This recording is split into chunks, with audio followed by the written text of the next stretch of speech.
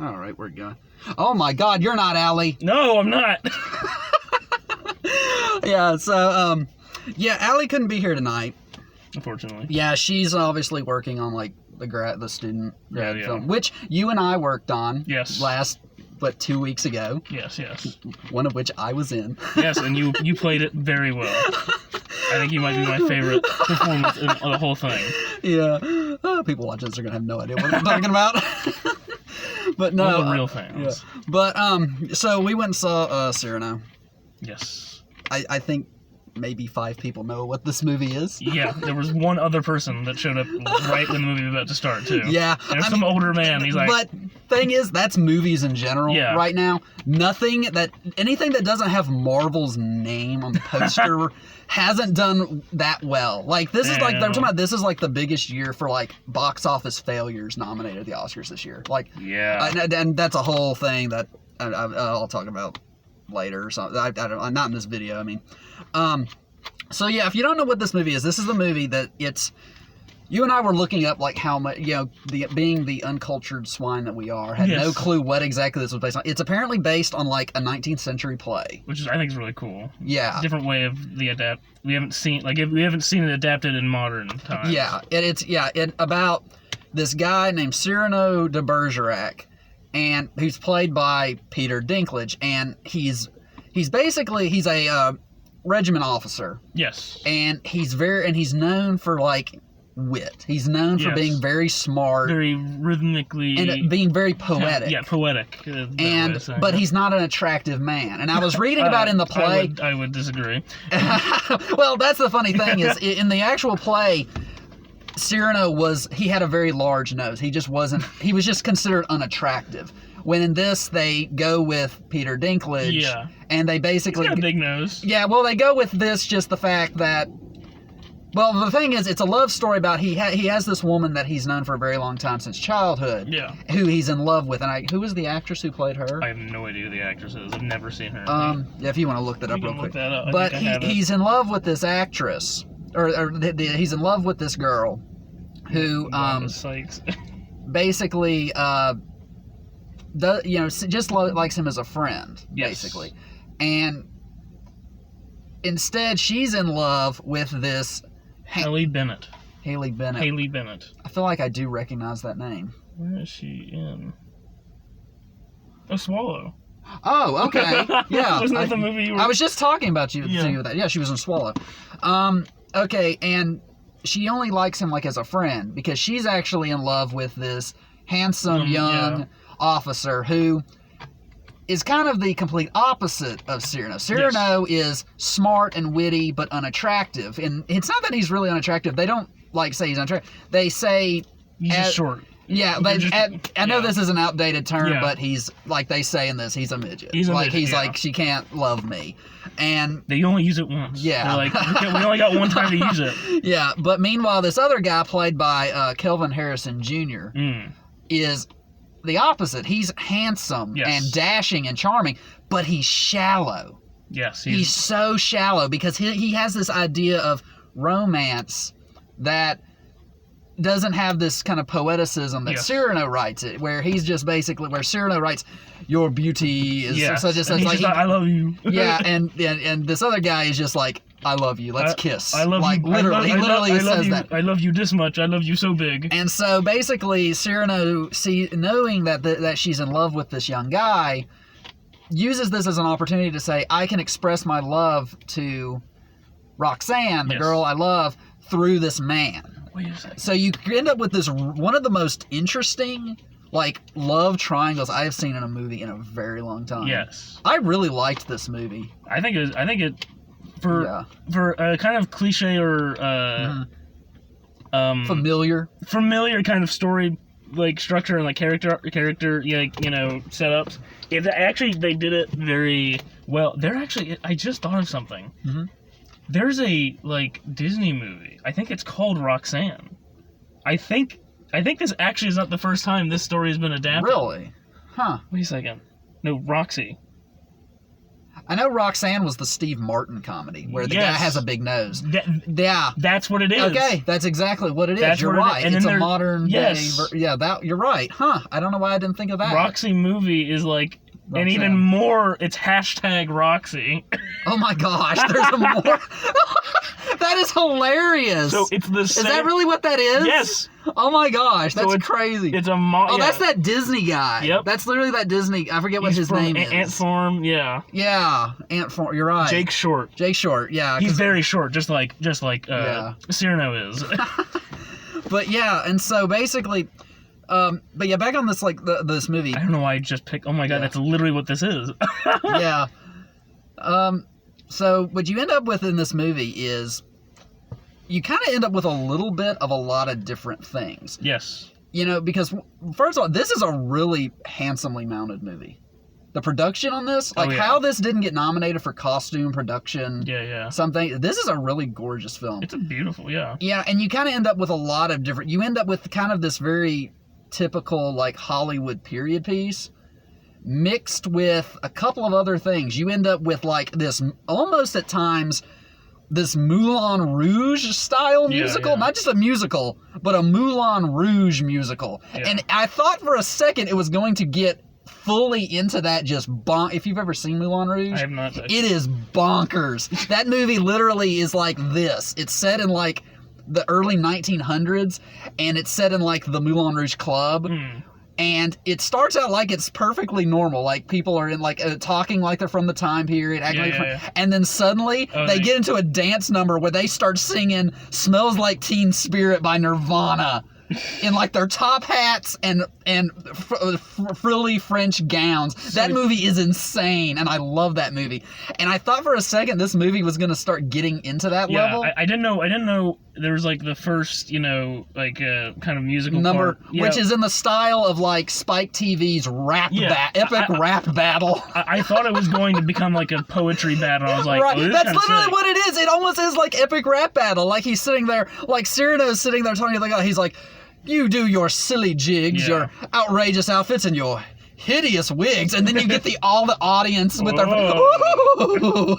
thought it was very fun. I'm like, oh, this is that kind of movie. It didn't continue to do that. But it didn't quite fully commit to any of that. And then you also have times almost like a swashbuckler in a couple of scenes. There was a lot of the score was very swashbuckling. I liked the fight scene when he's walking down that alleyway and he gets cornered and he's like, I wanted to fight 100, but 10 will do, and he kicks everybody's ass. It was really, it was insane. I was even in the scene prior when they have the little rap battle, there was some really good sword shots. fighting. Oh, right, and then when he sword fights the guy with I was like, I wasn't expecting action at all from this. This is all the choreography, the dance numbers, the music. Yeah, it's really inspired.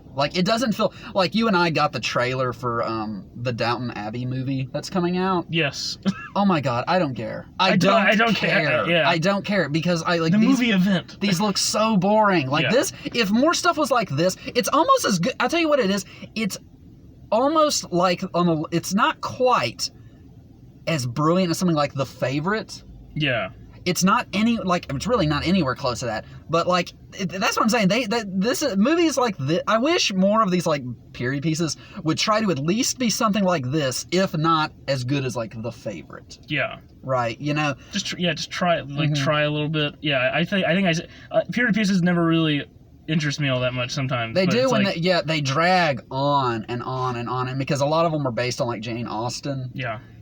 Which. The problem with which was kind of in that era of literature where you read a book and you take in a story almost as if you're watching someone do a painting in complete silence, where you're they're trying to say something about society and you're all right, trying to figure out what's going on here, and then finally at the end you're oh, it's talking about the way expectations for women at the time, or something like Mrs. Dalloway, where you're oh, this is about post-World War I England, and it's not in and some people love that stuff. I don't know. I don't have the patience for it. No, I was expecting that from this when I saw the trailer. I was okay, it's just a love story thing, but no. It was very engaging, and it was. It's a lot more entertaining than I was something very entertained through the first half, and just how it kept on building, and A lot of the musical numbers I was very impressed by. I was like, wow, that's beautiful. The first number by Christian, who's the actor again? Kelvin Harrison Jr. Yeah. Who, by the way, I've seen him. He's one of these like Timothy Chalamet types. He's one of these young actors who, and I've only seen him in a handful of things, and yet everything I've seen him in, I have liked him a little bit more. And this is probably my new favorite with him. Yeah, I don't think I've seen a single thing with him in, but yeah, he's performance-wise, at least. I loved him in. I thought one of his best movies was a movie called Loose, where he plays this adopted child, and that entire movie is about like it was a thriller, and oh my god, it was so freaking good. Him and Octavia Spencer have some who's like his teacher, and you realize he is kind of like. There's something devious going on here. Okay. She's not entirely the bad guy in this situation. Like, it's such a good movie. I'll have to get that to watch. Loose, Luce, Loose. Yeah, it was really good. But yeah, I really like the acting in this. I love the set design. Yeah, it is. And something else I'll say about this movie, I was a lot more impressed with the tragic love story in this than I was at the one in West Side Story. Yeah. This is a lot more. This ends, just as tragically, if not more tragically than West Side Story, and it's a lot more interesting. Yeah, I think that maybe that just comes from just West Side Story being too modern. Like we've already seen it. Like it's already in people's minds. Yeah, but again, this is something new. This feels new, even though it's been done apparently in modern times with Steve Martin and fucking Jake Short. Yeah, okay. So it's a teen comedy and then just like a normal, stupid, like a 2000s comedy. Roxanne, I think was like 90s, yeah. Oh, yeah, you could tell that Roxy thing was from like 2000s. It has that shitty 2020s, late 2010s Photoshop on the poster. It's not, dude. Because I've seen like YouTubers, like they react to it, and I think they learn.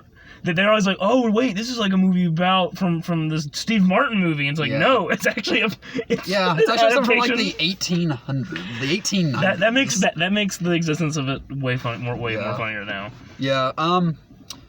This it does. I think it still is. It still falls into the kind of a lot of the traps of like the period drama. It is very. It does. Yes. I feel like some of it.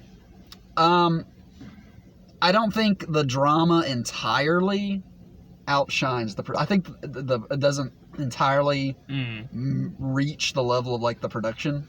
Yeah. Sometimes it does. I felt like it did drag, especially towards the end when I was kind of figuring out, this is where it's gonna go. Oh, when was that exactly for you? Trying to see if I felt that. It was maybe after the marriage between Roxanne and Christian.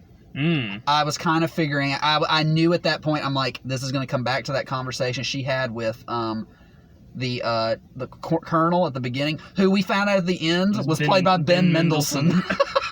I had no clue. I should have known. He'd be wearing all that makeup like the scroll. I recognized his voice after you told me. And when I looked at the photo and I looked back up at the screen and I saw like the face structure, I'm like, oh yeah, it's fucking Ben. Yeah. My guy. After that point, I'm like, okay, I can kind of pick, pretty much plot out how this is going to go now. Yeah. I think I was still a little like, I don't know exactly. I mean, I know, I feel like I know, like, it has to end with them, becoming lovers, but... I didn't know it was going to still be as sad as it was. No, but that was the thing. I was like, because, all I've seen is Roxy, #Roxy, so... I didn't know that. They were going to be this killing all the characters. The war. I will say the war, like the war front scene, sequence. I thought was really good. Like, I was really into that. I was like, it was. I don't know. Something about it. That was emotional. That was like the most emotional song in it. When you have like the three soldiers. I think that might have been my favorite song. Yeah, that was like just there. Yeah, there was a lot of really. But like this movie does emotion very well, and not in this like corny Hollywood way, which was kind of what I felt about West Side Story. Yeah.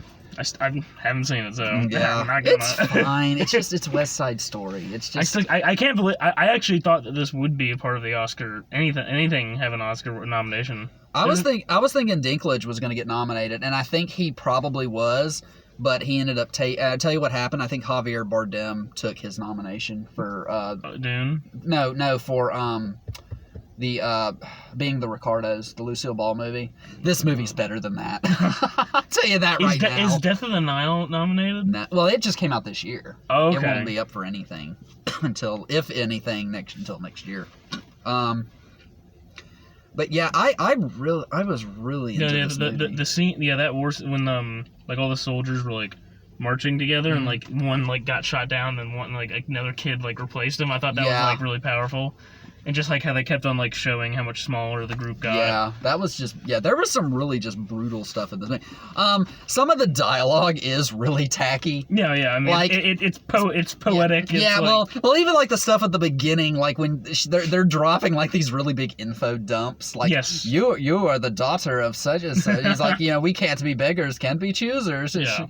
And like she's like. Yeah, like I'm like, okay, they're trying to get past the. This is the beginning of the movie. We have to tell you who this chick is. Yeah, exactly. I think I just took her as Roxanne got it by, and I just like waited till Peter came on screen. But I was still kind of confused. At first, I was like, when the whole like play was happening, I didn't know if like Peter was a part of the play. Because to be honest, I didn't know anything. Again, I didn't know anything about this movie. I thought that's what this was. Like he was some like actor. Yeah, I thought that was supposed to be part of the show. I did too. Like there's this play going on, and it's apparently something that's like lowbrow. Apparently, It's just goofy. It's like, he's the dude in a wig and a suit armor. And he falls, and he basically like mocks the guy, and then takes over the show basically, and then he murders someone in front of the whole audience. I was actually that guy was begging. That was the guy I was asking for it. No, though. Yeah, but that's where I was like, oh, and here comes the reveal that it's all part of the play. Yeah, and it's like, no, it's not. He just killed a man. Oh, he just killed someone. You just literally went to the theater and saw somebody get John Wilkes Booth.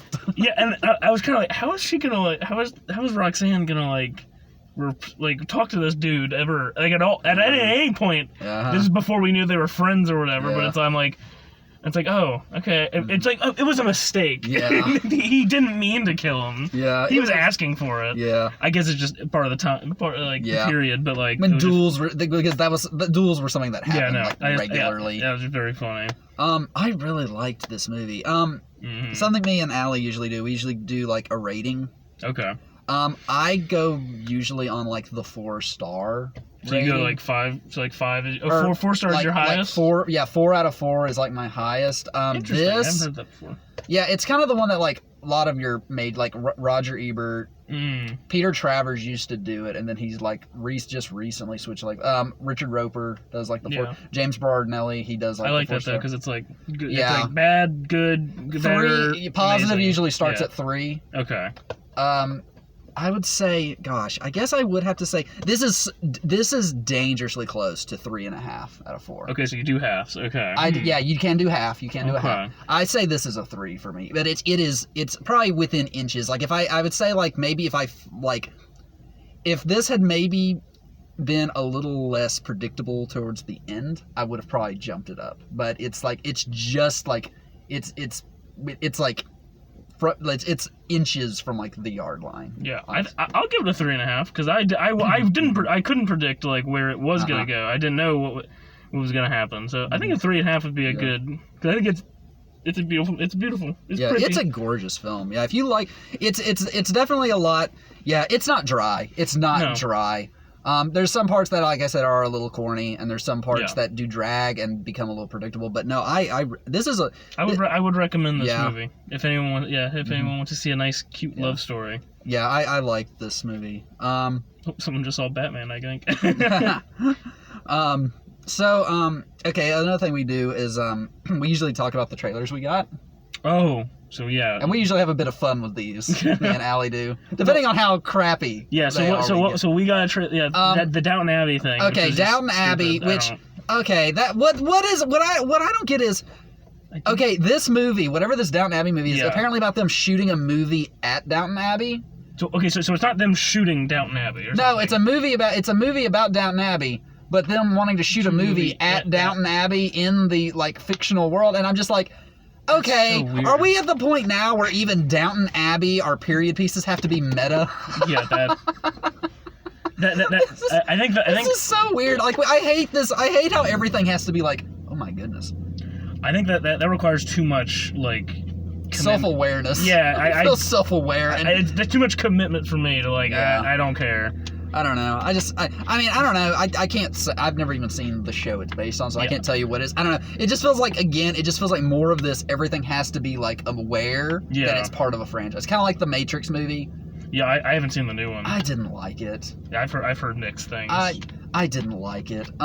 It's very, like, there's a whole conversation on, like, people sitting around a table talking about the Matrix video game that he designed. I know that the movie, I know the Matrix, like, a big, like, thing about it was that it's very meta. It's extreme, it talks about meta stuff and, like, explores that. It tries to say what the original Matrix was. Like, they're talking about a video game called The Matrix, and it's very unsubtle, the way that they're just talking about the movie that is so much better than the one you're watching right now.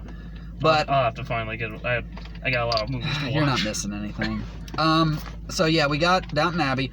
But the first one we got was DreamWorks' next anime film, The Bad Guys. Oh yeah, which I'll say that actually I'm like, okay, is this gonna, because I have seen some cringy ass animated movie trailers, of course, over the last few months. That one actually had a really funny gag in it. It's apparently about like a group of like predator animals. Yes. It feels almost like something almost like Zootopia. Yeah, Zootopia. Where like you have but they're like it's a group of predator animals, and they're basically like con artists, like Ocean's 11 heist. Yeah. It was like a heist movie. I like left for a bit to get food. Yeah. But like I was basically what it is it's the wolf is like their leader, and he gets called a good boy by helping an old lady accidentally. And then they want to become good guys. Yeah, and so it almost feels like they're trying to remake Megamind and this like with like characters from like Zootopia. Is basically Megamind's a brilliant movie. Which was a DreamWorks film, by the way. That's one of the I don't know. I'll give this one a chance though, because this one actually had me laugh at a part. There's a part where like they're trying to pull off this heist, you know, where it's doing the Ocean's 11 thing where it shows where everybody's at on like the intercom at one time, and the shark and there's like this male shark dressed as a woman, and he's coming in like ready, so they're like, okay, shark or whatever your name is, cause a distraction, okay, but be like subtle or realistic or something. And you go, okay, help, I'm having a baby. Yeah, that was funny. I'm like, okay, that actually made me laugh. No, and it was animated really. It was a different kind. It's a weird kind of animation. It's like I don't know how to describe it, but it's like 3D animation, but there's like some, I don't know, there's some charm to shading it. on it. Yeah, there's shading. There's something really nice and pleasant about it. It reminds you of almost like those ones that like come from like studios outside of America. Yeah. Almost something like you would see in like Cartoon Saloon from Ireland. You know, they did like Secret of Kells. Haven't heard of that. The Breadwinner. They did Wolf Walkers was like their most recent one. Yeah, I actually will check that out. I might want to see that. This one looks fine. Yeah, okay, so Downton Abbey, that one. We got Happening?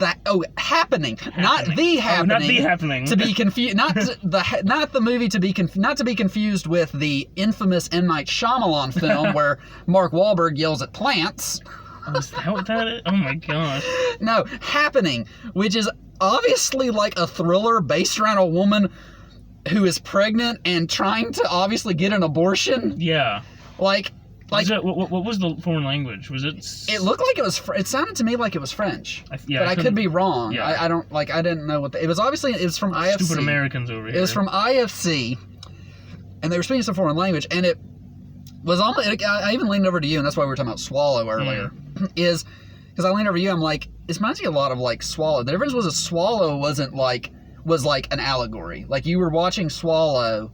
But while this is more direct. This is directly talking about abortion, where Swallow was obviously a movie talking about a woman's power over what she puts or does to her body. Yeah. This movie is blatantly a thriller about a woman trying to get an abortion and literally going full, I'm going to do the coat hanger thing myself in one scene. That looks tense and obviously something relevant, for what's going on in the world right now. Yeah, I'm interested in seeing that. Because I loved Swallow.